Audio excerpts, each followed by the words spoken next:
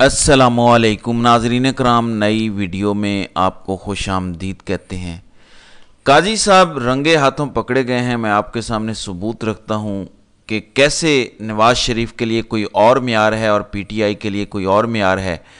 लेकिन कुछ 3-4 चीज़ें हैं बड़ी अहम जो हुई हैं। इस्टेब्लिशमेंट को बड़ी तकलीफ़ पहुंची जब यूनाइटेड नेशन का इंडिपेंडेंट ग्रुप ने इमरान खान की गिरफ्तारी को गैर कानूनी करार दिया, उनके खिलाफ केसों को सियासी बुनियादों पर केस करार दिया, तो इन्हें बड़ी तकलीफ़ पहुंची। फिर ARY समेत कुछ चैनल्स को भेजा गया, कुछ जाली ट्वीट्स किसी बंदे से करवाए गए कि जी उन्होंने तो इनकार कर दिया है कि उन्होंने कोई ऐसी रिपोर्ट दी नहीं है। पहले इस मामले को डिबग करना ज़रूरी है। ये जो जाली दावे करते हैं कि जी ऐसा कुछ हुआ नहीं है, ये ज़रा सुन लें। इनके अपने दफ्तर में बैठे हुए क्या बात हो रही है यूनाइटेड नेशन की, ये ज़रा सुने। The UN group on arbitrary detention issued unanimously a recommendation to release Imran Khan, the former Pakistani Prime Minister, with no conditions. Does the SG support this recommendation? Look, it's a recommendation from an independent panel. We want to see the current political situation, the current situation of Mr. Khan evolve in a much more positive way.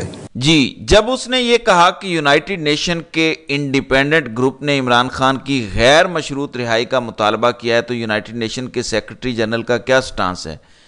उन्होंने कहा कि इमरान खान की जो मौजूदा सियासी सूरत हाल है, हम चाहते हैं कि ये मुस्बत अंदाज में आगे बढ़े, इसमें कोई पॉजिटिव डेवलपमेंट हो। यूनाइटेड नेशन का सेक्रेटरी जनरल का तर्जुमान इतनी ही बात कर सकता है, लेकिन कंफर्म कर दिया गया कि ये पत्थर पर लकीर है जो उनकी ऑब्जर्वेशन भी आई है और उनका फैसला भी आया है। ये मामूली बात नहीं है। इस बात के अभी तज़किरे आगे बढ़ेंगे, अभी और भी सरप्राइज़ आने वाले हैं इस रजीम के लिए बहुत जल्द, जो बज़ाहिर नज़र आ रहा है। आपके सामने एक और शब खून रखता हूं जो काजी साहब ने मारा है, क्योंकि काजी साहब का कच्चा चट्ठा खोलते हैं आगे भी।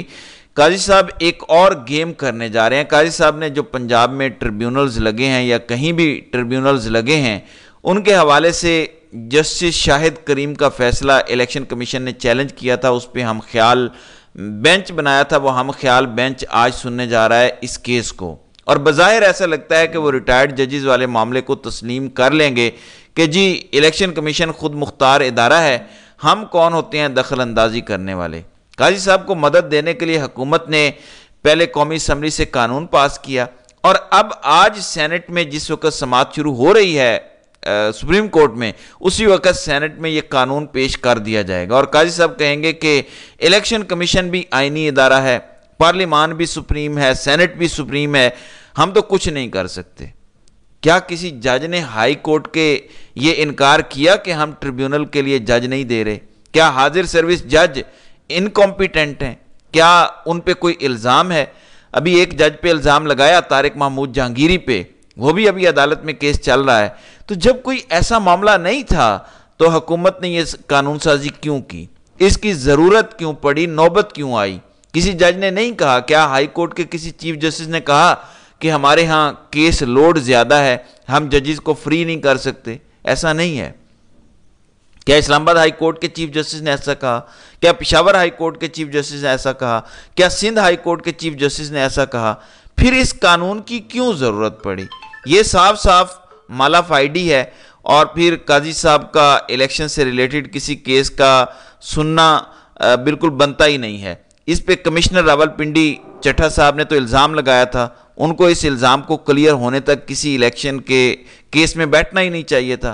क्या बाकी सब जज इनकॉम्पिटेंट हैं? क्या वो नहीं सुन सकते? क्या उनमें अहलियत नहीं है?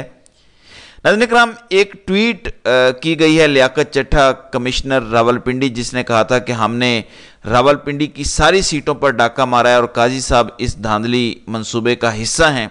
उनके हवाले से अब खबर तस्दीक के साथ चल रही है कि formal Rawalpindi commissioner Liaquat Ali चट्टा's family members have been tortured.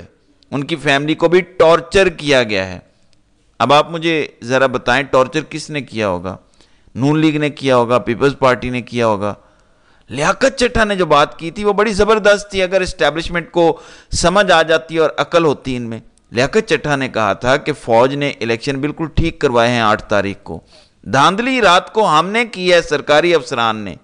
وہ تو اپنے اوپر الزام لے رہا تھا، وہ تو اپنے ڈی سی وغیرہ کو رگڑ رہا تھا جنہوں نے دھاندلی کی ہے، لیکن پھر نامعلوم افراد کو کیا تکلیف پہنچی اس سے کہ اسے اٹھا کے لے گئے، اس کی فیملی کو بھی ٹارچر کیا، اس کو بھی بند کر دیا.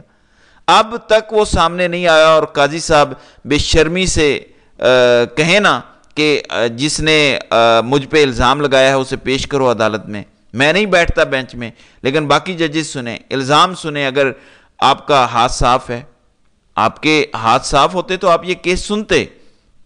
اور میں ثابت کروں گا ابھی جو تحریری ثبوت آئے ہیں کہ قاضی صاحب گیم کیا ڈال رہے ہیں.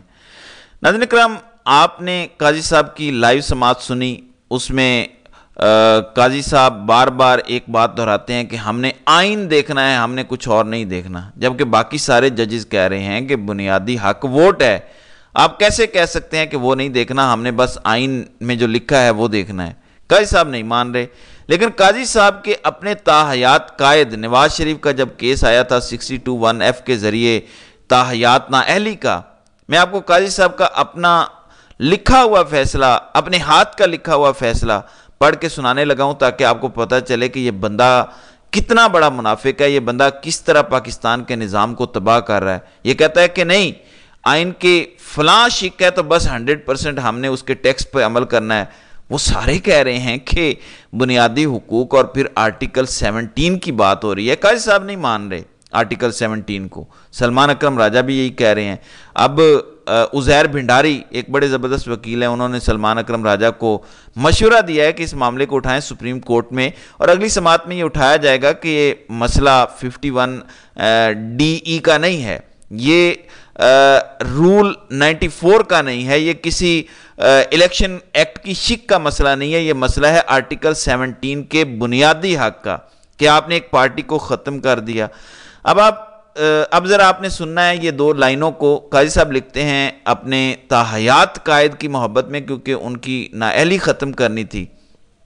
کہتے ہیں کہ اگر آئین میں بھی کوئی ایسی شک لکھی ہوئی ہے جو بنیادی حقوق کے خلاف جاتی ہے تو اس کی انٹرپریٹیشن ایسے ہی ہونی چاہیے کہ جو فنڈامنٹل رائٹس ہیں وہ انڈرمائن نہ ہوں، بنیادی حقوق کا تحفظ ہونا چاہیے. پھر قاضی صاحب لکھتے ہیں کہ کیونکہ ایگزیکٹ لکھا ہوا نہیں ہے اس پہ کہ یہ پرماننٹ ڈسکوالیفیکیشن ہے، تو پھر ہمیں اس کی انٹرپریٹیشن بنیادی حقوق کی شک کو سامنے رکھ کے کرنی چاہیے. اور وہ کیا ہے؟ کہتے ہیں کہ جو 62(1)(f) کے ذریعے نواز شریف کو نااہل کیا گیا ہے، اس آئین کی شک کی کوئی اہمیت نہیں ہے، اتنی اہمیت نہیں ہے، کیونکہ وہ بنیادی حقوق کی بات نہیں کرتی. زیادہ اہمیت ہے 17(2) کی، یہ بنیادی حقوق کی بات کر رہی ہے. تو قاضی صاحب اب آپ کو 17(1) اور 17(2) یاد کیوں نہیں آ رہا؟ کیا وجہ ہے؟ کیونکہ یہاں تاحیات قائد کو فائدہ ہو رہا ہے، اس لیے آپ 17 کی شک 1 اور 2 کو بھول گئے ہیں. اب بھی بات فنڈامنٹل رائٹس کی ہے کہ لوگوں سے ان کی پارٹی چھینی گئی، بلے کا نشان چھینا گیا، ان کو مجبور کیا گیا آزاد ہونے پر، اور آپ اب بھی ڈرامے کر رہے ہیں کہ جی نہیں میں ٹیکسٹ پر عمل کروں گا. آئین کے آپ ٹیکسٹ پر بھی شکست کھاتے ہیں. میں نے آپ کو 51(d)(e) کے حوالے سے پوری ویڈیو کر کے بتایا تھا کہ اس میں بھی قاضی صاحب کو شکست ہوتی ہے اگر صرف آئین کو فالو کریں قاضی صاحب، اور اگر آئین کو فالو کریں تو 175(2) اور 187 کے تحت مکمل جسٹس بھی ہو سکتا ہے. لیکن قاضی صاحب ظاہر ہے کہ اپنی ایکسٹینشن کو لے کر بہت ٹچی ہیں اور نہیں مان رہے. میں آپ کو بتاتا ہوں، قاضی صاحب کہتے ہیں کہ آئین میں جو لکھ دیا گیا وہ پتھر پہ لکیر ہے، لیکن ان کا لکھا گیا فیصلہ ذرا خلاصتاً میں آپ کو بتاتا ہوں کہ جو ماحول میں معاشرے میں تبدیلی آ رہی ہے، عدالت کو آئین کی تشریح اسی حساب سے کرنی چاہیے جیسے جیسے زمانہ بدل رہا ہے، یہ قاضی صاحب فرما رہے ہیں. پھر یہاں پہ لکھا ہے کہ تب یہ ایک زندہ دستاویز تھی اور اس کی انٹرپریٹیشن وقت کے ساتھ بدلتی رہتی تھی. لیکن ادھر قاضی صاحب کہتے ہیں کہ جو لکھ دیا گیا ہے میں نے اسے ہلنا نہیں ہے، بے شک کسی کے بنیادی حقوق تباہ ہوتے ہیں یا برباد ہوتے ہیں. قاضی صاحب زیادہ نہیں تو اپنے ہی فیصلوں کی تھوڑی سی عزت رکھ لیں، کچھ لحاظ کر لیں اپنے فیصلوں کا. یہ آپ کے اپنے فیصلے ہیں جن کا آپ لحاظ نہیں کرتے. قاضی صاحب اور منصور علی شاہ اس بینچ میں تھے اور وہ ایگری کرتے ہیں ان چیزوں پر، اور اس کی طرف توجہ ریما عمر نے دلائی ہے. ویسے تو وہ اسٹیبلشمنٹ اور نون لیگ کی کافی قریبی سمجھی جاتی ہیں, لیکن یہاں پہ وہ نقطہ لے کر آئی ہیں, انہوں نے اپنا اوپینین نہیں دیا. انہوں نے صرف کہا کہ یہ انٹرسٹنگ بات ہے کہ اس پہ وہ دونوں ایگری کر رہے تھے. مزید بھی کچھ پوائنٹس ہیں لیکن میں اس پہ بات کرنا ضروری نہیں سمجھتا. بہرحال دیکھتے ہیں کہ قاضی صاحب اپنے ہی دیے ہوئے فیصلوں کی لاج رکھتے ہیں یا قاضی صاحب ہر چیز کو روند کر پی ٹی آئی کے خلاف فیصلہ دیتے ہیں. تو ناظرین کرام, آپ کی اس ویڈیو کے حوالے سے کیا رائے ہے؟ آپ اپنی رائے کا اظہار کمنٹ سیکشن میں ضرور کیجیے گا.